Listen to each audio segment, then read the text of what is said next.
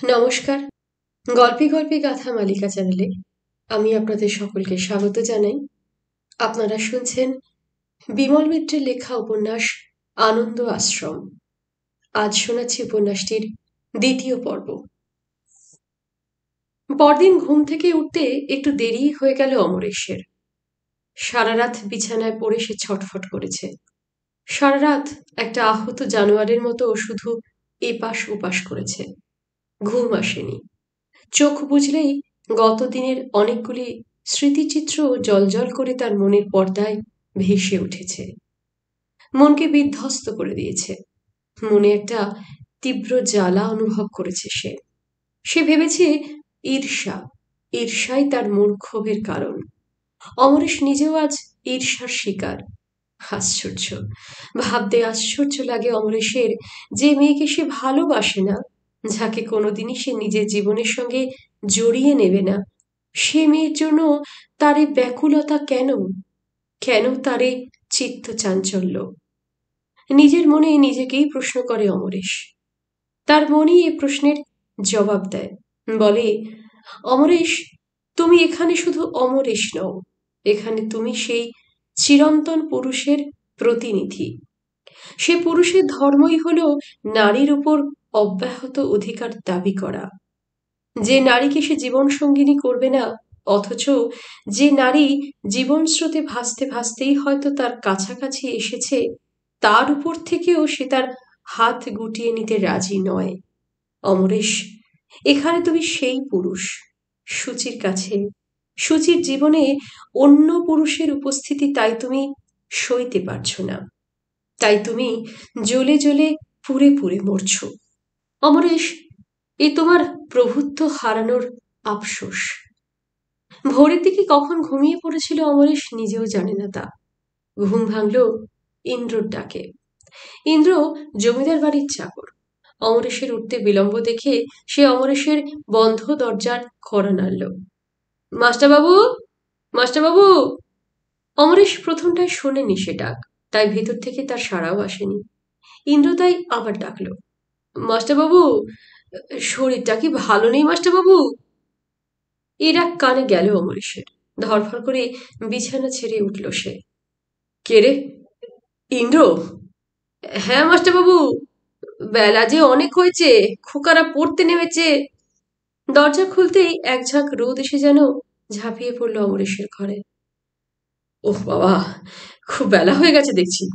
অমরেশ বলল, হ্যাঁ, বাবু বেড়াতে গেলেন, যাবার আগে বললেন, ইন্দ্র, যা মাস্টারবাবুকে গিয়ে ডেকে তোল।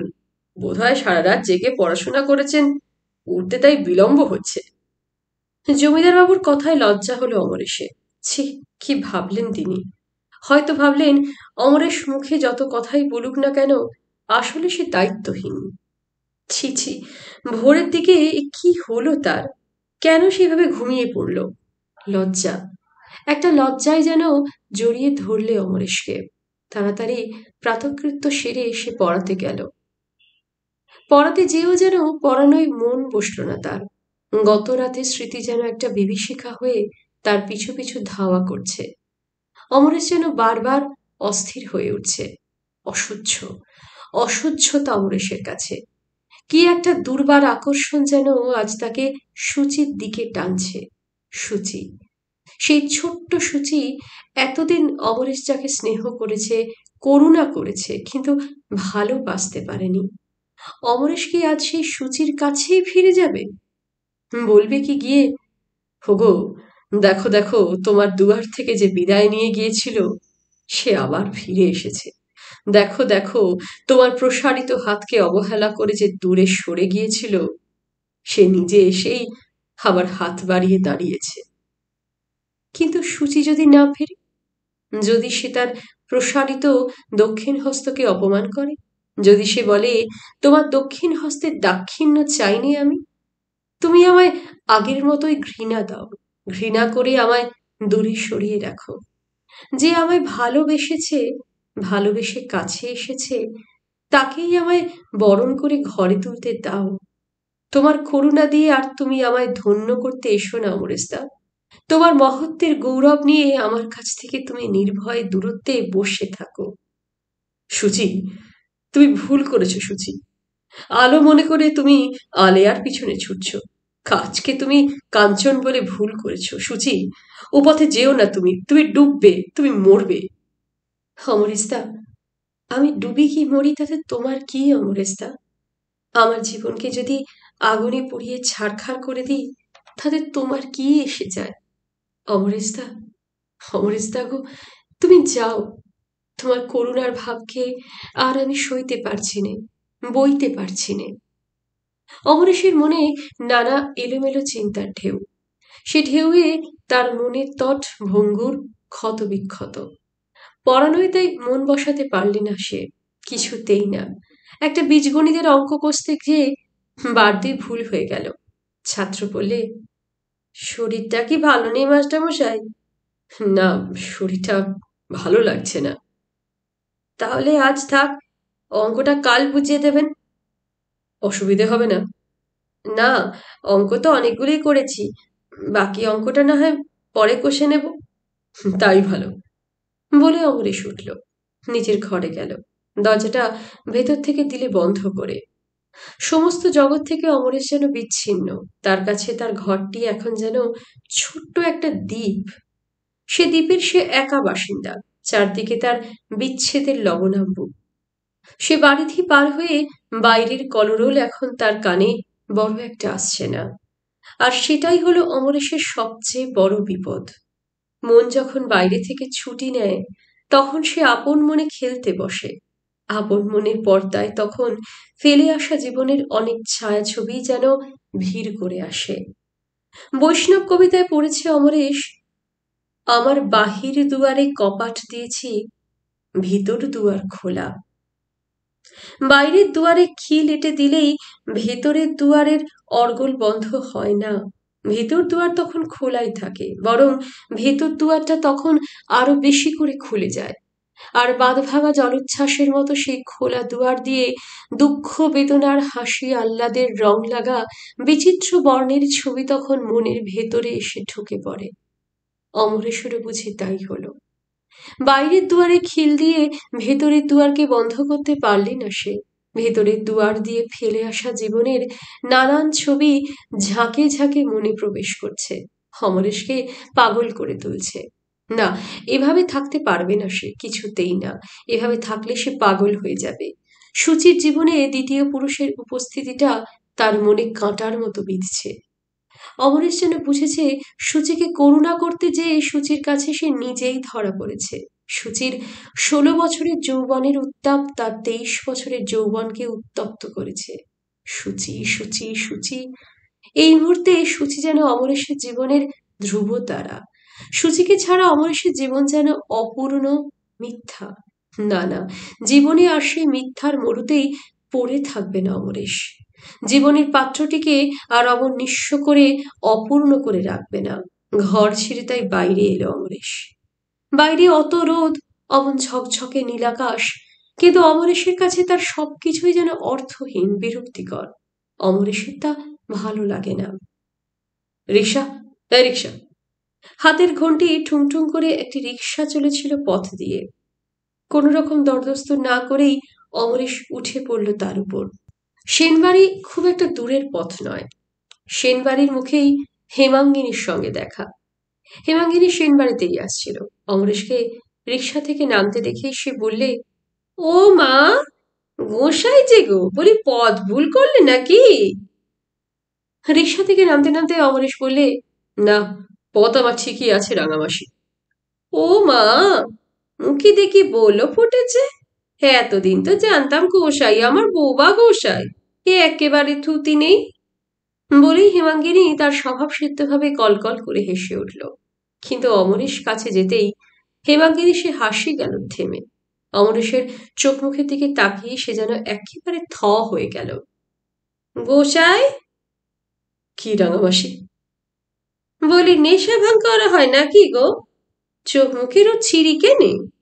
সত্যি অমরেশের চোখে মুখে একটা অস্বস্তির ভাব ফুটে উঠেছে। চোখ দুটি অস্বাভাবিক লাল, চুলগুলি উস্কো খুস্কো, সারা মুখে রাত্রি জাগরণের ক্লান্তি। হেমাঙ্গিনীর কথার জবাবে তবুও তাকে বললে অমরেশ, কেন, নেশা টেশার কিছু দেখলেন নাকি আমার মধ্যে? দেখেছি গো, দেখেছি। জনমভর ওই জিনিস নিয়েই না ঘর করলাম। ও জিনিস চিনতে আমার ভুল হয় না, বলে হেমাঙ্গিনী এবার মুচকি হাসল। তা আপনি একেবারে ভুল করেননি রাঙামাসি। মুখে চোখে আমার এমন একটা ছাপ পড়েছে যা মোটেই স্বাভাবিক নয়। তবে নেশা ভাঙ আমি করিনি, ও ছাপ ক্লান্তির, রাত্রি জাগরণের। হেমাঙ্গিনী কথা শুনে আমার শাশুড়ি বাইরে এসেছিলেন। চোখের সামনে অভাবনীয় কোনো ঘটনা ঘটতে দেখলে মানুষ যেমন চমকে ওঠে, অমরেশের সম্মুখে দেখে আমার শাশুড়িও যেন অনেকটা তেমনই চমকে উঠলেন। বললেন, অমরেশ, তুমি? এলুম মাসিমা। একদিন নিজে হাতে যে দরজাকে বন্ধ করে গিয়েছিলুম, আজকে আবার নিজ হাতেই সে দরজা খুলতে এসেছি। বলতে বলতে অমরেশ আমার শাশুড়িকে প্রণাম করলে। আমার শাশুড়ি বললেন, কিন্তু তুমি বড় দেরিতে এলে অমরেশ। গঙ্গার জল যে এরই মধ্যে অনেক দূর গড়িয়ে গেছে। সে আমি জানি মাসিমা। তবে তবে তুমি ফিরলে কেন অমরেশ? অমরেশ এ কথার উত্তর দিলে না। উত্তর দিলে হেমাঙ্গিনী। গঙ্গা স্রোতটাই তার শেষ কথা নয়। গঙ্গায় আবার বানও ডাকে। সম্মুখের জল আবার তখন পাগল হয়ে পিছনে ফিরে। বলতে বলতে হেমাঙ্গিনী আবার কলকল করে হেসে উঠল। অমরেশ, অমরেশ, এ তোমার দুর্বলতা। মনে তুমি দুর্বল বলেই তোমার এই আত্মসমর্পণ। নইলে যাকে তুমি ভালোবাসো না, জীবনে কোনোদিনই যাকে ভালোবাসতে পারবে না, তাকেই আবার বরণ করতে গেলে কেন তুমি এই কাঁঠার মালা গলায় পড়লে? অমরেশ সত্যি এবার ধরা দিলে। অমরেশকে ধরবার জন্যে আমার শাশুড়ি যে জাল ফেলেছিলেন, সে জাল তিনি টেনে তুললেন। একটা মাটির ঢেলার মতো পুলক দাশগুপ্তকে ছুঁড়ে ফেলতে তার মনে একটুও বাজল না। হেমাঙ্গিনী বললে, কি দিদি, কেমন হলো? আমার শাশুড়ি এ কথার উত্তর দিলেন না। শুধু তার মুখমণ্ডল যেন একটা দিগ্বিজয়ের হাসিতে উজ্জ্বল হয়ে উঠল। হেমাঙ্গিনীর হাসি আরো উজ্জ্বল, আরো কলকল। সে হাসি যেন সেনবাড়ির চার দেয়ালে ধ্বনিত প্রতিধ্বনিত হয়ে সারা বাড়িতে একটা হাসির রং মাখিয়ে দিলে। অমরেশ কেমন যেন একটা পাগলা ছেলে, সংসারের রীতিনীতি সম্পর্কে একেবারেই অনভিজ্ঞ। কৈশোরে সে স্বদেশী দলে ভিড়ে পড়েছিল, সেই থেকেই সে ঘর ছাড়া, সংসারের প্রতি সম্পূর্ণ উদাসীন। তাছাড়াও তার কবি মন ছিল নানা কল্পনার রঙে রঙিন। সে কল্পনার সঙ্গে সাংসারিক নিয়মকানুনের কোনো সম্পর্ক ছিল না। নরনারীর জীবনে বিয়ে যে একটা কি বস্তু, সেদিন সে তা হয়তো বুঝতে পারেনি। সেদিন হয়তো সে ভেবেছিল তার মনের ৮-১০টা কল্পনার মতো বিয়েও হলো একটা কল্পনা, সেটাও নিছক তার মনের খেলা। অমরেশ তাই অত সহজে আমার শাশুড়িকে কথা দিতে পেরেছিল। আমার শাশুড়ি বলেছিলেন, তুমি ভালো করে ভেবে দেখো অমরেশ। আমি ভেবেই আপনাকে কথা দিয়েছি। তাহলে সে কথা তুমি তোমার মাকে জানাও। না, এ কথা মাকে আমি জানাতে পারবো না। কেন? মাকে এ কথা জানাতে আমার লজ্জা করে। অমরেশের কথায় আমার শাশুড়ি খুশি হলেন, কারণ আমার শাশুড়ি অমরেশকেই চান, তার মাকে নয়। অমরেশের মার সঙ্গে তার কোনো সম্পর্ক গড়ে উঠুক বা না উঠুক, তাতে তার কিছু এসে যায় না। বরং সূচিকে নিয়ে অমরেশ যদি ছোট্ট একটি সংসার রচনা করে, তাতেই তার আনন্দ। তাহলে সে সংসারে করতে হবে সূচি, সূচির উপর খবরদারি করা কেউ থাকবে না সেখানে। বিয়ে, বিয়ে নিয়ে একদিন কত কাব্য করেছে অমরেশ, কতজনের বিয়েতে কত পদ্য বানিয়ে দিয়েছে। ও দাদা গো, এ কি হলো, এ কি দেখি হায়, ভীষ্মদেবের প্রতিজ্ঞা আজ কোথায় ভেসে যায়। অমরেশের মনে হলো তাদেরই পাড়া পড়শি ছোট ছোট ছেলেমেয়েরা যেন তারই দিকে প্রশ্ন ছুঁড়ে মারছে। সত্যি তো, অমরেশ নিজেই তো একদিন তার মাকে বলেছিল, তুমি যাই মনে করো না মা, ও বিয়েটি আমার দ্বারা কোনো কালেই হবে না। শুনে চমকে উঠেছিলেন মা। বলেছিলেন, সে কি রে, বিয়ে করবি নাকি? মানুষ হয়ে জন্মালে বেশাদে কি না করে। অমরেশ বলেছিল, কেন, এ সংসারে বহু জ্ঞানী গুণী বহু সাধু সন্ন্যাসী তো চিরকুমার রয়েছেন, তাহলে বলো যে তাদের জীবন ব্যর্থ হয়ে গেছে। কথায় কথায় সেদিন ভীষ্মদেবের প্রতিজ্ঞার কথাও উঠেছিল।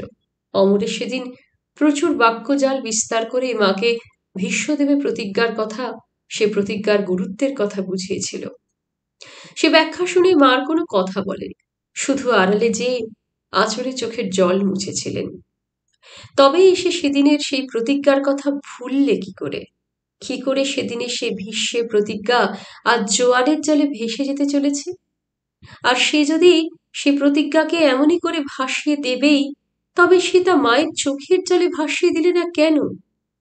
নিজের মনে নিজেই প্রশ্ন করে অমরেশ, কিন্তু সে প্রশ্নের কোনো উত্তর খুঁজে পায় না। সে প্রশ্নের উত্তর খুঁজতে যেয়ে তার চোখ দুটি ছলছল করে ওঠে, আর জলে ভেজা সে চোখের পাতায় ভেসে ওঠে অশ্রু সজল মায়ের মুখখানি। অমরেশ অনেকটা যেন মুচড়ে পড়ে। বিয়ে, বিয়ের কোনো অনুভূতি তো নেই অমরেশের মনে। অমরেশ, খুবই অমরেশ তন্ন তন্ন করে দেখলে তার মনের বাগিচাটি, না না, সে বাগিচায় তো বসন্ত আসেনি, কোনো ফুলই তো ফোটেনি। মন তার বাগিচা নয়, যেন খাখা খরা শূন্য মাঠ। তার মন জ্বলছে, মন পুড়ছে। একটা ধিক্কারের ঢেউ যেন সে মনকে আবার ঘা মেরে মেরে ক্ষতবিক্ষত করে দিলে। মা, মা, মায়ের মুখচ্ছবি আজ অমরেশকে টানছে গভীর ভাবে। মা, মা, মাই আজ তার ভাবনার কেন্দ্রবিন্দু। মা, মা, মাগো, দুঃখিনী মা আমার, জন্মাবধি আমি শুধু তোমার চোখের জলই ঝরিয়ে গেলাম। কোনোদিন পারলাম না সে জল মুছিয়ে দিতে। কোনোদিন পারলাম না এক মুহূর্তের জন্যেও তোমার মুখে হাসি ফোটাতে। মা, মা, মাগো আমার, তুমি আমায় ক্ষমা করো। চোখের জলে বুক ভেসে গেল অমরেশের। তার মন এখন যেন মেঘে ঢাকা আকাশ। ঘন মেঘের মতো গভীর একটা বেদনা ছড়িয়ে পড়েছে তার মনে। সেই বেদনার কালো রঙে আর সব রঙের চোখ বন্ধ, অন্ধ। রাজুদি বলেছিলেন, বিয়ের নামে যত সব অনাসৃষ্টি। রাজুদি মিছে কথা বলেননি। বিয়ে বলতে যেসব সামাজিক ক্রিয়াকাণ্ডের কথা বোঝায়, অমরেশের বিয়েতে কিছুই তার হয়নি। পাকা দেখা নেই, সোনা কাপড় নেই, অধিবাস পর্যন্ত নেই, নেই পুরুত ঠাকুরের মঙ্গলাচরণ কিংবা এওদের মেয়েলি ক্রিয়ানুষ্ঠান। এমনকি অমরেশ এ বিয়ে সম্পর্কে আত্মীয় স্বজন বন্ধু বান্ধব কাউকে কিছু বলেওনি। অমরেশের কাছে এ বিয়ে যেন বিয়ে নয়, হেও যেন তার এক ধরনের মনের খেলা। এও যেন তার কবি মনের এক ধরনের কল্পনা, বাস্তবের সঙ্গে যেন তার কোনো সম্পর্ক নেই। বিয়ের আর 10টা দিনের মতো বিয়ের দিনটিও তাই বৈচিত্র্যহীনভাবে অমরেশের কাছে এসে দাঁড়ালো। তাতে কোনো রং নেই, কোনো গন্ধ নেই, সে দরিদ্রের সংসারের মতোই সাদামাঠা, একঘেয়ে। তবে বিয়ের দিন এক মুহূর্তের জন্য ঘরে বসল না অমরেশ। ঘরে বসলেই মনের জমিটা একটু ফাঁকা রাখলেই স্তূপ স্তূপ কথা ঝুপঝুপ করে সেই ফাঁকা জমিতে এসে লাফিয়ে পড়বে, অমরেশকে পাগল করে দেবে। অমরেশ তাই সারাদিন ঘুরল, উদ্দেশ্যহীনভাবে যেদিকে চোখ যায় সেদিকে ছুটল, যেন মনের একটা গভীর বেদনা অবুঝ ছাগ শিশুর মতো সারাদিন তাকে তাড়িয়ে নিয়ে চলল। জ্বালা, জ্বালা, একটা অসহনীয় জ্বালায় যেন সারাদিন জ্বলল অমরেশ। পরস্পর বিরোধী দুটি আবেগের ধাক্কায় সারাদিন ক্ষতবিক্ষত হলো। কথা ছিল গাড়ি আসবে রাত 8টায়, অমরেশের মেসে নয়, কারো বাড়িতে নয়, কোন একটি বড় রাস্তার মোড়ে। সেখান থেকে অমরেশ যাবে নবজীবনের দ্বারে অতিথি হতে, বিয়ে করতে। সন্ধ্যার দিকটা কলেজ স্ট্রিটের কফি হাউসেই কাটালে অমরেশ। কফি হাউসের একটা নিজস্ব ছন্দ আছে, একটা বৈচিত্র্য আছে। টেবিলে টেবিলে ছেলে মেয়ের দল, তাদের কলকল কণ্ঠ, উজ্জ্বল হাসি। কফি হাউস যেন তারুণ্যের প্রতিনিধি। এখানে এসে বেশ কিছুটা সময় হালকাভাবে উড়িয়ে দেওয়া যায়। অমরেশ তাই কফি হাউসে এসেছিল। কফির পেয়ালা সামনে রেখে সিগারেটের পর সিগারেট টানছিল। হঠাৎ পিঠে মৃদু ঝাঁকুনি। হ্যালো, খুবই এখানে, কি ব্যাপার? রজত রায়, অমরেশের সহপাঠী। রজত রায় একটা চেয়ার টেনে অমরেশের পাশেই বসল। বলে, একদিন তো জানতাম তুই কবি, কিন্তু তলে তলে যে এমনই ভীষণ দার্শনিক হয়ে পড়েছিস সে কথা তো আমার জানা ছিল না। অমরেশ বললে, মানে? হাত নাচিয়ে রজত রায় উত্তর দিলে, মানেটা তুই ভালো জানিস। সেটা তো আর আমার জানবার কথা নয়। তারপর গলাটা অনেকখানি নিচু পর্দায় নামিয়ে মাথাটা অমরেশের কাছে এনে রজত রায় আবার বললে, বলি হ্যাঁ রে, এই কলকল চঞ্চল যৌবন উচ্ছল কফি হাউসে এই মধুর সন্ধ্যায় তোর মতো উইপিং ফিলোজফার আর কে আছে দেখ দেখিনি। একটিও পাবিনি, একটিও নেই। বলি কি ব্যাপার হে, কি হয়েছে তোর? অমরেশের কণ্ঠে যেন বিস্ময়ের সুর। না, কিছুই তো হয়নি। তবে তবে তুই এখনই রাশি রাশি চিন্তা মগজে ঠেসে চুপচাপ বসে আছিস কেন? দেখো, একটি কথা তোকে আমি বলি, জীবনে দুঃখ আছে, বেদনা আছে, তার সঙ্গে সঙ্গে আনন্দও তো আছে। তাহলে সেই আনন্দকে দূরে সরিয়ে দুঃখের কাছে তুই হার মানবি কেন? ওরে আনন্দ কর, দুঃখকে ঝেঁটিয়ে খেদিয়ে বিদায় করে আনন্দকে কফির মতো এক চুমুকে গ্রাস করে নে। বলতে বলতে রজত রায় নিজেই হেসে উঠল। অমরেশও হাসল। তবে সে হাসি অনেকটা মেঘের আড়ালে পড়া সূর্যের হাসির মতো ম্লান। কফি হাউসের আসর ভাঙল 7:30টায়। রজত অমরেশ দুজনেই রাস্তায় নামল। শীত পড়েছে, আজকে বেশ কড়া শীত। রাস্তায় তাই লোক চলাচল কম। ওরা দুজনে প্রেসিডেন্সি কলেজের সামনের ফুটপাতে এসে দাঁড়ালো। রজত কলকণ্ঠ, অমরেশ অন্যমনস্ক। রজতে সেটা দৃষ্টি এড়ালো না। বললে, অমরেশ, একটা কথা বলবো? বল। দেশ থেকে কোনো চিঠি পেয়েছিস? না। তাহলে তোর আজ কি হয়েছে অমরেশ? আজ তুই এমন চুপ মেরে গেছিস কেন? শ্যামবাজারে একটি ট্রাম এসে পড়েছিল। অমরেশ বললে, সে কথা আর একদিন হবে। আজ আমি আসি রজত, আজ একটু তাড়া আছে। সে ট্রামে উঠল। ট্রাম ছেড়ে দিল। রজত রায় তখনও দাঁড়িয়ে। সে মনে মনে অমরেশের গোটা জীবনকে নিয়ে নাড়াচাড়া করছে। সেখানে হয়তো সে খুঁজছে এমন একটি শায়ক যার আঘাত অমরেশকে আজ উদ্ভ্রান্ত করে দিয়েছে। কিন্তু না, রজত রায় তার কোনো সন্ধানই পেলে না। কথা মতো গাড়ি দাঁড়িয়েছিল গ্রে স্ট্রিটের উপরকার একটি বাজারের সামনে। ট্রাম থেকে নেমেই অমরেশ সেই গাড়ির সামনে গেল। গাড়িতে ছিল সুচির এক দাদা সুনির্মল আর তার দুই বন্ধু। অমরেশকে আসতে দেখে সুনির্মল বললে, ওহ, এসেছেন? সে কখন থেকে আমরা অপেক্ষা করছি। আপনারা বসাই সাহিত্যিক মানুষ, আপনাদের ধরন ধারণই সব আলাদা। গাড়িতে উঠতে উঠতে অমরেশ বললে, তা একটু দেরি হয়ে গেছে। কি করব, নানান কাজ, নানান ঝামেলা। গাড়িতে স্টার্ট দিতে দিতে সুনির্মল বললে, ঝামেলা তো আছেই, সারা জীবনই থাকবে, তাই বলে বিয়ের দিনও ঝামেলা? সুনির্মলের কণ্ঠটা যেন উঁচু পর্দায় বাঁধা। অমরেশ এই কথার কোনো উত্তর দিলে না। গাড়ি চলেছে। গ্রে স্ট্রিট ধরে সোজা গিয়ে সার্কুলার রোডে পড়ল। সুনির্মলের বন্ধুরা অমরেশের দিকে আর চোখে তাকিয়ে মিটিমিটি হাসছে। চুপি চুপি কি যেন বলা বলি করছে। অমরেশের বেশভূষা দেখে হয়তো তারা বিস্মিত হয়েছে। সাধারণ, অতি সাধারণ বেশ অমরেশের। পরনে মোটা ধুতি, গায়ে মোটা খদ্দরের পাঞ্জাবি, পায়ে সনাতনী স্লিপার। সারাদিন এই বেশ পরেই ঘুরেছে অমরেশ। এই বেশ নিয়েই চলেছে নবজীবনের অতিথিকে বরণ করতে। সুনির্মলের বন্ধুরা তা দেখেই হাসছে, কিন্তু অমরেশের সেদিকে খেয়াল নেই। তার মনে তখনও চলেছে ঝড়। পরস্পর বিরোধী দুটি আবেগ সেখানে যেন ধস্তাধস্তি, ধাক্কাধাক্কি শুরু করেছে। একদিকে সুচি, অন্যদিকে মা। একদিকে আবেগ, অন্যদিকে বুদ্ধি। অমরেশ যেন রণক্ষেত্রে আহত সৈনিক। তার মনে হঠাৎ যেন এক ঝলক বসন্ত হাওয়ার মতোই মন্ত্র বেজে উঠল, যদিতং হৃদয়ং মম তদিতং হৃদয়ং তব। আমার হৃদয় তোমার হোক, তোমার হৃদয় আমার। কথা কটি মনে পড়তেই মনে মনে হাসল অমরেশ। যাকে ভালোবাসলে না, ভালোবাসবে না কোনোদিন অমরেশ, তাকেই শোনাবে এই কথা। তাকেই বলবে, তোমার হৃদয় আমার হোক, আমার হৃদয় তোমার।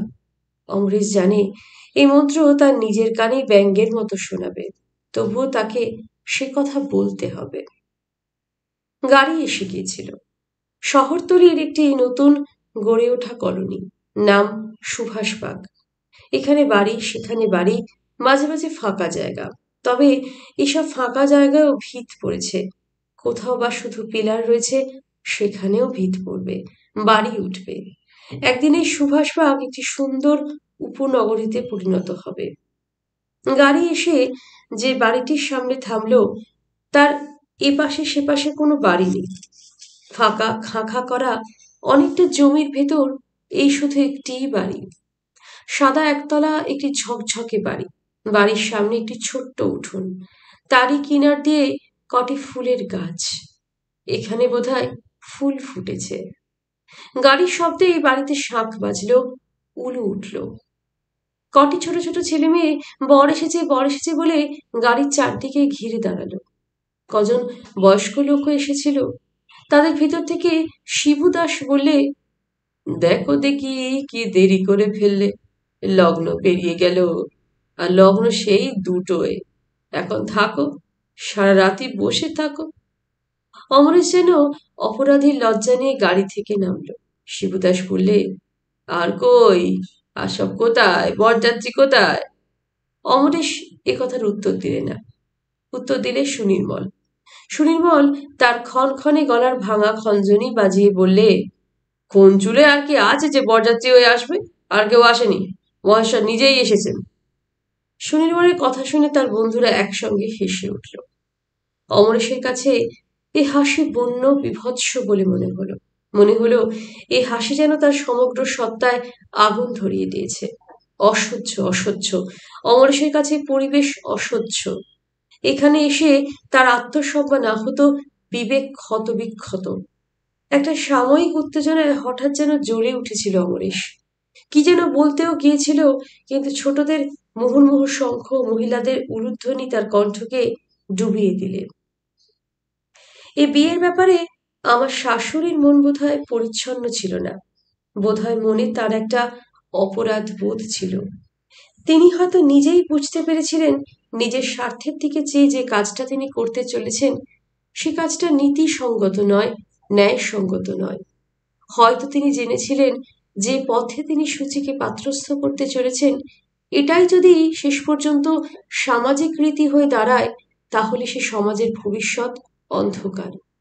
কাজেই বিয়েতে তিনি খুব বেশি লোককে নিমন্ত্রণ করেননি।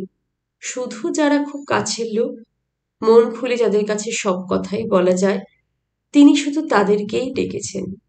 তাই বিয়ে বাড়ি হলেও এটা যেন ঠিক বিয়ে বাড়ি নয়। বিয়ে বাড়ির সেই হই হট্টগোল, লোকজনদের সেই ব্যস্ততা, বাদ্যভাণ্ডের সেই আড়ম্বর এখানে কিছুই নেই।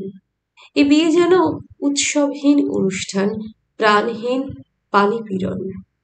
অমরেশ ভাবলে, ভালোই হয়েছে। সে তো এই অনাড়ম্বর পরিবেশই চেয়েছিল। বিয়ে বাড়ির হট্টগোল অসহ্য মনে হতো তার। তার চেয়ে এই ভালো, এই নিভৃতি, এই চুপি চুপি কাজ সারা, এই ভালো, এই ভালো। কিন্তু তবুও অমরেশের বুক থেকে একটা দীর্ঘশ্বাস উড়ে গেল। ছেলেবেলায় তাদের গ্রামেই সাহাবাড়ির এক বিয়ে দেখেছিল অমরেশ। হাজার হাজার টাকা ব্যয় হয়েছিল তাতে। কত লোক, কত বাদ্যি, কত আলো, কত আতশবাজি। বিয়ে মণ্ডপ নয়, যেন উৎসব মঞ্চ। দুদিন আগে থেকেই সানাইয়ের সুর গোটা সাহাবাড়িকেই যেন সুরেলা করে তুলেছিল। সাহাবাড়ির এ বিয়ের স্মৃতি বহুদিন বেঁচেছিল অমরেশের মনে। বড় হয়েও বহুদিন বহু জায়গায় সেই কথা বলেছে। বলেছে, হ্যাঁ, বিয়ে যদি কোনোদিন করতেই হয় তাহলে এমন বিয়েই করব। কি সুন্দর, কি সুন্দর একটি রোম্যান্টিক পরিবেশ।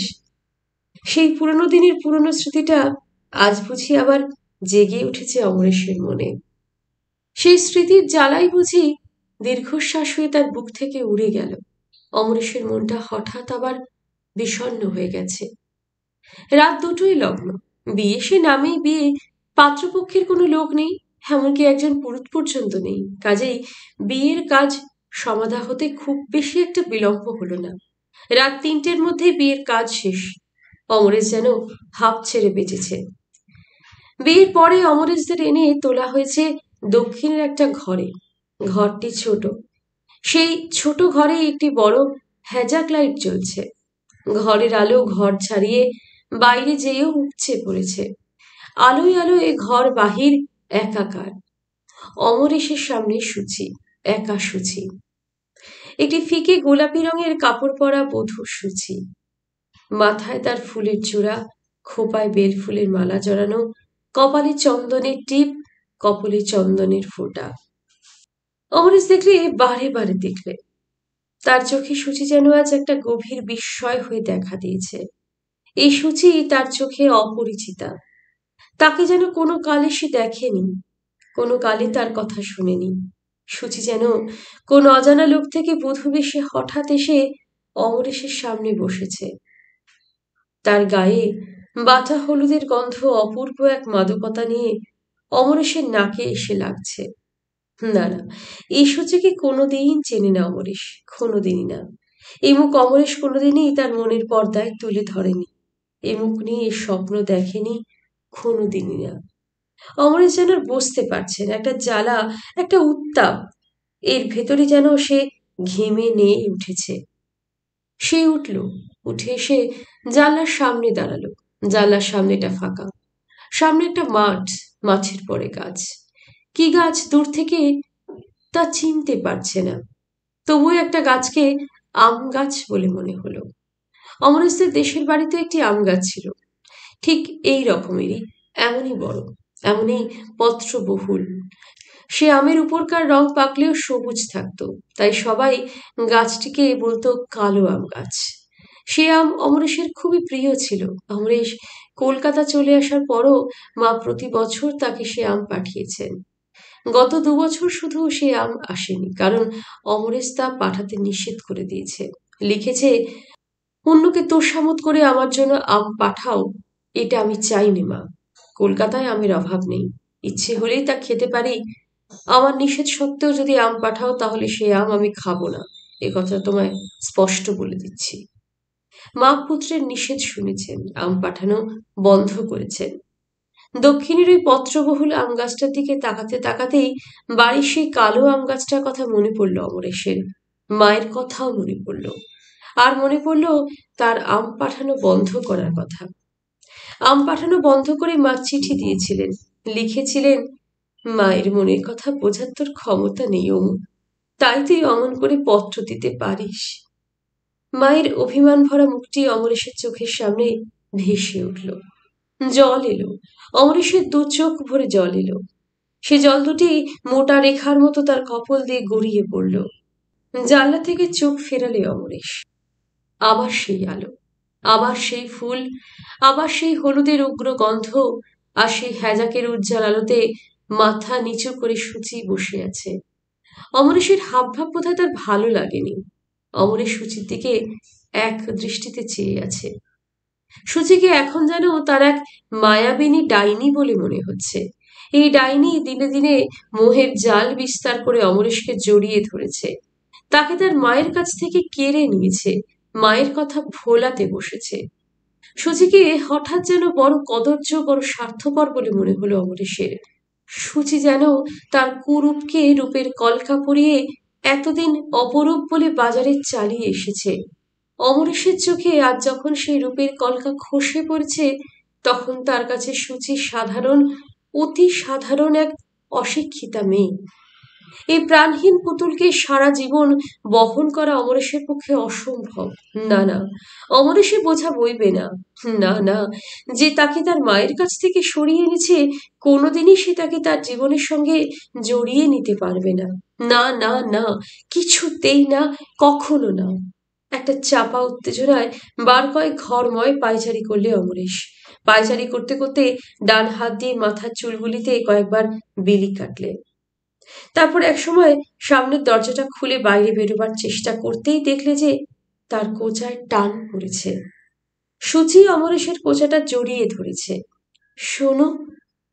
অমরেশ স্তব্ধ হয়ে দাঁড়িয়ে আছে, মুখে তার কোনো কথা নেই। সূচি আবার বললে, অমন করছো কেন গো? তোমার কি কোনো স্বাদ আহ্লাদ নেই? স্বাদ আহ্লাদ কথাটা উচ্চারণ করতে যেয়ে অমরেশের বুক থেকে একটা উষ্ণ দীর্ঘশ্বাস বাইরে বেরিয়ে এলো। স্বাদ আহ্লাদ কথাটা তার কাছে ব্যঙ্গের মতো শোনালো। সুচির কথায় এবারও সে তাই কোনো উত্তর করলে না, শুধু একটা হ্যাচকা টানে সুচির হাত থেকে কাপড়ের কোচাটা ছাড়িয়ে নিয়ে সে রাস্তায় নেমে এলো। বিটি রোডে তখন বাস চলাচল শুরু হয়েছে। অমরেশের মা অমরেশের বিয়ের সংবাদটা যথাসময়ে পেয়েছিলেন। তিনি আরো শুনেছিলেন যে অমরেশ বিয়ের রাতেই বিয়ে বাসর থেকে পালিয়ে এসেছে। কাজেই যার সূচনা হয়েছিল তা পূর্ণতা পায়নি। হিন্দু বিবাহের নিয়ম নীতি অনুযায়ী সে বিয়ে শুদ্ধ হয়নি। খবরটা অমরেশের মাকে বড় ব্যথা দিয়েছিল। অমরেশ তাকে না জানিয়ে বিয়ে করতে গেছে, এটা তার দুঃখের কারণ নয়। সে যে বিয়ে করতে রাজি হয়েছে, এটা বরং তার কাছে আনন্দের সংবাদ। এত চেষ্টা করেও তিনি যে পাখির পায়ে শিকল পরাতে পারেননি, সে যদি স্বেচ্ছায় সে শিকল পরে থাকে, তাহলে তিনি দুঃখ করবেন কেন? কিন্তু মার দুঃখ অন্য কারণে। অমরেশ বিয়ে করতে গিয়েও বিয়ের কাজ সম্পূর্ণ করেনি। প্রজাপতির দোরগোড়ায় পৌঁছেও সে সেখান থেকে আবার ফিরে এসেছে। মায়ের ব্যথা সেখানেই। মা ভাবছেন অমরেশ আজ যেন একটি জ্বলন্ত অগ্নিপিণ্ড, নিজের জ্বালায় নিজে জ্বলছে, নিজে পুড়ছে। উফ, তার দুঃখের বুঝি আজ শেষ নেই। আহা, ওমরে! অমরেশের কাছে মা তাই চিঠি লিখলেন। লিখলেন, অমু, আমাকে খবর না দিয়ে তুই বিয়ে করতে গিয়েছিস, তাতে আমার দুঃখ নেই রে। বরং আমার চোখের জলেও তোর যে সংকল্প টলেনি, সে সংকল্প তোর আপনা থেকেই টলেছে, তা শুনেও আমার আনন্দ। অমু, পাগলামি করিস নে অমু। লোকের মুখে সবই আমি শুনেছি। যা শুনেছি তাতে লজ্জায় আমার মাথা হেঁট হয়ে গেছে। আমার সন্তান হয়ে শেষ পর্যন্ত তুই কিনা এই করলি? বিয়ের কাজ সাঙ্গ না করে বিয়ের বাসর থেকে পালিয়ে এলি। ধর্ম কি রসাতলে গেছে রে? চন্দ্র সূর্য কি এখন আর আকাশে উঠছে না? তারপর এই কথা সে কথার পর সব শেষে লিখেছেন, অমু, যাকে বরণ করতে হাত বাড়িয়েছিলি, তাকে আবার বরণ করে এনে ঘরে তোল। মায়ের এই আকাঙ্ক্ষা, কি আদেশ! মায়ের চিঠি পেয়ে অমরেশের চোখে আবার জল এলো। মনটা ব্যথায় ভরে উঠল। মা, তার চিরদুঃখিনী মা, যে মায়ের কোনো ইচ্ছে বা আকাঙ্ক্ষাকে সে কোনোদিন পূরণ করেনি, জীবনে যে মাকে সে কোনো শান্তি দিতে পারেনি, সেই মা আজ আদেশ করেছেন, অমু, যাকে বরণ করতে হাত বাড়িয়েছিলি, তাকে আবার বরণ করে এনে ঘরে তোল। মা, মাগো, ও আদেশ তুমি করো না মা। তোমার ও আদেশ পালন করতে গেলে হৃদয়ে আমার ভূকম্পন শুরু হবে, হৃদয় আমার বিধ্বস্ত হবে, জীবন আমার হবে হাল ভাঙা পালছেরা নাইয়ের মতো। মা, মাগো, তুমি যা বলবে তাই আমি শুনবো। শুধু ও কথাটি তুমি বলো না। শুধু আমার হৃদয় রাজ্য থেকে তুমি তোমার শাসন দণ্ডটি তুলে নাও। মায়ের চিঠি হাতে নিয়ে অবুঝ শিশুর মতো বিছানায় গড়িয়ে পড়ল অমরেশ।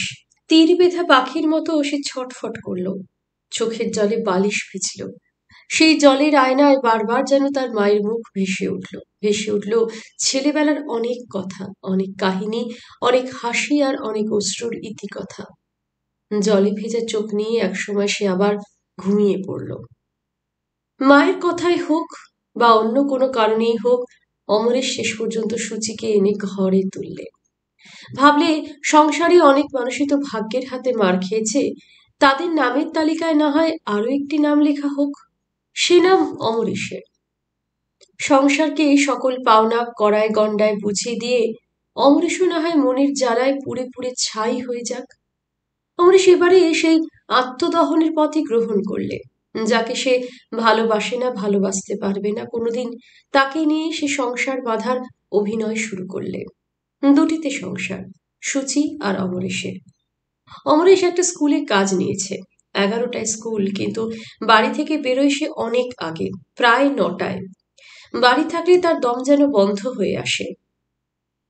ছুটির পরেও তাই সোজা সে বাড়ি ফেরে না। ছুটির পর কোনো কোনো দিন সে কলেজ স্কোয়ারে যায়। কলেজ স্কোয়ারে ছেলেরা সাঁতার কাটে, কেউ বা ডাইভিং পুল থেকে ডাইভ দেয়। অমরেশ একটা বেঞ্চে বসে সেসব লক্ষ্য করে। বেঞ্চে যেদিন জায়গা পায় না, সেদিন সে ঘাসের উপরই বসে। ঘাসের উপর বসতে তার ভালোই লাগে। মাটির কেমন যেন একটা সোদা সোদা গন্ধ। সে গন্ধ অমরেশের মনকে ভরে দেয়। তার দেশের কথা মনে পড়ে যায়।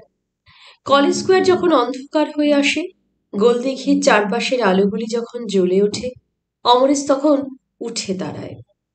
উঠেও সে বাড়ি যায় না। কলেজ স্কোয়ারের সামনেই ইউনিভার্সিটি ইনস্টিটিউট। ইনস্টিটিউটে সভা সমিতি লেগেই থাকে। অমরেশ সেসব সভা সমিতিতে যায়। ভালো না লাগলেও দাঁড়ায়, ভালো লাগলে বসে। তারপর সভার শেষে সবাই যখন বাড়ি ফেরে, অমরেশও তখন উঠে দাঁড়ায়। বাড়ির পথে রওনা হয় কলেজ স্কোয়ার থেকে কেশব সেন স্ট্রিট। কেশব সেন স্ট্রিটের একটি হাফ বস্তি বাড়িতে অমরেশের সংসার। বাড়িতে আরও 5 ঘর ভাড়াটে আছে। তারা সব ছা পোষা মানুষ, সংসারী জীব। জীবন তাদের ছকে বাঁধা। বাড়ি অফিস, অফিস থেকে বাড়ি, এ বিরাট পৃথিবী তাদের কাছে এই বাড়ি আর অফিসের মধ্যে সীমাবদ্ধ। কেউ কেউ আবার অন্য ধরনের কাজও করে, রেলে ফেরি কিংবা ছোটখাটো কোনো ব্যবসা। ও বাড়িতে শুধু অমরেশই যেন ব্যতিক্রম। হিসেবি বুদ্ধির কাছে শুধু তার জীবনটাই যেন খাপছাড়া। আর খাপছাড়া বলেই বাড়ির আর 10 জন তাকে করুণার চোখে দেখে, স্নেহ করে, ভালোবাসে। বাড়ির সর্বজনীন খুড়ো কেষ্ট দত্ত, রাশভারী মানুষ, রেলে ফেরি করে, কুণ্ডলেশ্বরী দাঁতের মাজন। লোকে বলে কেষ্ট খুড়ো মাজন বেচে না, কথা বেচে। অর্থাৎ খুড়ো হলো পাকা কথক। এই পাকা কথক খুড়োর সঙ্গে অমরেশের গলায় গলায় ভাব। দেখা হলেই খুড়োর মুখ ভরা হাসি। এই যে মাস্টার, তা বেরুচ্ছ বুঝি? অমরেশ বেরুচ্ছে সত্যি। খুড়োর হাসির বদলে হাসল সে, কথার বদলে কথা। বললে, হ্যাঁ, একটু আসছি। তা এসো, কিন্তু এই আসার পরে আরেকটি যে কথা আছে, ফেরা, সেই ফেরাটি যেন তাড়াতাড়ি হয়। তুমি তো বাবু এদিক সেদিক হাওয়া খেয়ে ফেরো, কিন্তু আমার সুচিমার কি করে সময় কাটে? বলতে বলতে কেষ্ট খুড়ো হেসে ফেলে। অমরেশও হাসতে হাসতে বেরিয়ে যায়। অমরেশ ফেরে অনেক দেরিতে, অনেক রাতে। কেষ্ট খুড়ো ফেরি সেরে বাড়ি আসে, মালপত্র ঘরে রেখে একটি জল চৌকি নিয়ে বারান্দায় বসে। বসতে বসতেই হাঁক দেয়, সোনা বউ, কি করছো গো? কেষ্ট খুড়ো সূচিকে সোনা বউ বলে ডাকে। একলা ঘরে সূচির সময় কাটে না। বিকেলটা সে বাড়ির আর 5 জন মেয়ের সঙ্গে গল্পগুজব করে কাটায়। সন্ধেটা যায় রান্নায়। কিন্তু রান্না শেষ করে সূচি যখন দরজায় খিল এঁটে দেয়, তখন বন্ধ ঘরের স্তব্ধতা তার বুকে যেন পাথরের মতো চেপে বসে। সূচির কাছে এই ভার অসহ্য। সে বন্ধ খাঁচার পাখির মতো অহরহ শুধু ছটফট করে। খানিকক্ষণ সে বিছানায় গড়ায়, হালকা উপন্যাসে চোখ বোলাতে চেষ্টা করে, কিন্তু দৃষ্টি এগোয় না। বইয়ের এক একটি অক্ষর যেন এক একটি প্রশ্ন ফলার মতো চোখের সামনে ভেসে ওঠে। সূচির চোখ দুটি যেন জলে ঝাপসা হয়ে আসে। কেষ্টখুড়োর ডাকে এসে ধরফর করে ওঠে, বলে, কে? কাকাবাবু? তা আর কি করব, এমনি শুয়ে আছি। বলতে বলতে সূচি সম্মুখের জানলাটা খুলে দেয়। কেষ্টখুড়ো বলে, শুয়ে আর কতক্ষণ থাকবে মা? তা চেয়ে এসো, ততক্ষণ আমরা মায়ে পুঁতে গল্প করি। ম্যাস্টারের তো ফিরতে আরো অনেক দেরি। কেষ্টখুড়ো সত্যি গল্প আরম্ভ করে। অধিকাংশ দিনই তার নিজের জীবনের গল্প। কেন একদিন সে দেশ থেকে পালিয়ে এসেছিল, পালিয়ে এসে কলকাতায় উঠেছিল, বড় বংশের ছেলে হয়েও কেন সে লেখাপড়া করলে না, কেন সারা জীবন বাপ মা ভাই বোন তারা খোঁজ করলে না। কেষ্টখুড়ো তার সব কথাই সূচির কাছে ইনিয়ে বিনিয়ে খুলে বলে। বলতে বলতে তার ডাগর ডাগর দুটি চোখের কোলে জল টল টল করে ওঠে। একটা দীর্ঘশ্বাস ফেলে বলে, মানুষকে বাইরে থেকে দেখলে সবখানিটা দেখা হয় না মা। কোনো অন্তরঙ্গ মুহূর্তে অন্তরটি তার হাতড়ে দেখলেই তার সবখানি দেখা যায়। কোনো কোনো দিন গল্প থামতে না থামতেই অমরেশ এসে পড়ে। কোনো কোনো দিন আসেও না। যেদিন আসে না, কেষ্টখুড়ো সেদিন বলে, এ দুঃখের কাহিনী সারা রাত বললেও ফুরোবে না মা। তা বলেও লাভ কি? দুঃখটা বরং তাতে বেড়েই যায়। তার চেয়ে তুমি যাও, ঘুমোগে। ম্যাস্টার এলে ডেকে তুলবো খন। বলতে বলতে কেষ্টখুড়ো একটা গানের কলিতে টান দিয়ে ঘরে চলে যায়। সুচিও সম্মুখের জানলাটা বন্ধ করে দিয়ে বিছানায় গড়িয়ে পড়ে। নরম বিছানা তার কাছে কণ্টক শয্যা বলে মনে হয়। আমার শাশুড়ি সুচির কাছ থেকে সব খবরই শোনেন। শুনে তার মনটায় যেন আগুন ধরে যায়। একটা প্রচন্ড ক্ষোভ যেন তার মনে পাক খেতে খেতে মাথায় এসে চাপে। মাথাটা গরম হয়ে ওঠে। অমরেশকে তার অপরাধী বলে মনে হয়। মনে হয় একটা কালো মেঘ সুচির ভাগ্যাকাশকে ছেয়ে ফেলেছে। তার জীবনের সব আলো নিভে গেছে। আর সে মেঘকে ডেকে এনেছেন তিনি নিজে। নিজেই তিনি সুচিকে গ্রাস করবার সুযোগ তাকে দিয়েছেন। একটা ব্যর্থ আক্রোশ তার মনের কিনারে ছোঁ মেরে মেরে ফেলে। মনে হয় সে আক্রোশের আগুন দিয়ে তিনি এক্ষুনি অমরেশের অস্তিত্বকে জ্বালিয়ে পুড়িয়ে দেন। আর তা পারেন না বলেই সে আগুনে তিনি নিজেই দগ্ধে দগ্ধে মরেন। কোনো কোনো দিন দুরন্ত ক্রোধ নিয়ে অমরেশের বাড়িতেও যান তিনি। যান খুব সকালে, কারণ সকালে না গেলে অমরেশকে পাওয়া যাবে না। অমরেশের সঙ্গে তার দেখা হয়। কোনো রকম ভূমিকা না করেই তিনি বলেন, অমরেশ, এটা হচ্ছে কি অমরেশ? আমার শাশুড়ির দিকে না তাকিয়ে অমরেশ উত্তর দেয়, কি? এই যে সুচিকে এড়িয়ে এড়িয়ে চলা। কই না তো, কই না তো। অমরেশের উত্তরটাই ব্যঙ্গ ভরে উচ্চারণ করতে চেয়ে আমার শাশুড়ি যেন প্রায় চেঁচিয়ে ওঠেন। বলেন, কই না তো, আমরা কিছু বুঝি নে বলতে চাও? আপনি মিছে মিছে উত্তেজিত হচ্ছেন। শান্ত কণ্ঠে সে উত্তর দেয়, মিছি? তুমি বলছো কি অমরেশ? মিছি আমি উত্তেজিত হচ্ছি? আচ্ছা, আমি তোমাকেই জিজ্ঞেস করি অমরেশ, সুচির উপর কি সুবিচারটা তুমি করেছ? ওর স্বাদ আহ্লাদ কতটুকু তুমি মিটিয়েছ? আজ কটা মাস ও তোমার ঘরে আছে, কি শান্তি কি সুখ তুমি ওকে দিয়েছ? দেখুন, শান্তি সুখের অনুভূতিটা সম্পূর্ণ মনের ব্যাপার। ওকে মাপবার জন্য কোনো ধরা বাঁধা নিয়ম দাঁড় করানো যায় না। আমার ঘরে এসে সুচি সুখী নয়, এ কথাটা কে আপনাকে বললে? কে আবার বলবে? আমি বলছি। আমি নিজের চোখে যা দেখেছি তাই বলছি। অমরেশ, তুমি যে এত বড় অমানুষ সে কথাটা আমার জানা ছিল না, নইলে। আমার শাশুড়ি কথা শেষ করতে পারলেন না। রাগে দুঃখে গলাটা যেন তার আটকে এলো। তিনি একটা চেয়ারে ধপাস করে বসে হাঁপাতে লাগলেন। অমরেশ সেই ধীর গলায় উত্তর দিলে, ভুল যদি কিছু করে থাকেন তাহলে এখনো তো সেই ভুলটাকে শুধরে নিতে পারেন। দেশের আইন তো বিবাহ বিচ্ছেদকে মেনে নিয়েছে। বারুদে যেন অগ্নিসংযোগ হলো। অমরেশের কথায় আমার শাশুড়ি জ্বলে উঠলেন। চেয়ার থেকে তিনি লাফিয়ে উঠলেন। বললেন, কি বললে? কি বললে তুমি? বিবাহ বিচ্ছেদ করাবো? সুচিকে নিয়ে আবার বিয়ে দেব? তুমি তুমি শঠ প্রবঞ্চক, তাই তোমার মুখে এ কথা শোভা পায়। নিজে দুশ্চরিত্র বলে এমন কথা বলতে পারো? একটু থেমে তিনি আবার বললেন, ভালো হবে না, তোমার ভালো হবে না অমরেশ। আমার বুকে তুমি যে আগুন জ্বেলেছ তার দ্বিগুণ আগুনে তোমাকে জ্বলতে হবে। তোমার সর্বনাশ হবে।